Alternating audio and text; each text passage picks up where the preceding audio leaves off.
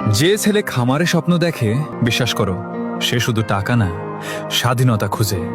কারণ সে জানে সারা জীবন অন্যের অধীনে থেকে বড় হওয়া যায় না। প্রতিদিন একই রুটিন, একই আদেশ, একই ক্লান্ত জীবন। এসব তার জন্য না। সে চায় নিজের মাটিতে দাঁড়াতে, নিজের সিদ্ধান্তে চলতে, নিজের ঘামের দামে জীবন গড়তে। লোক হাসবে, বলবে খামার করে কেউ বড় হয়। কিন্তু ইতিহাস বলে, যারা মাটি আঁকড়ে ধরে লড়াই করেছে তারাই একদিন সবচেয়ে শক্ত মানুষ হয়েছে।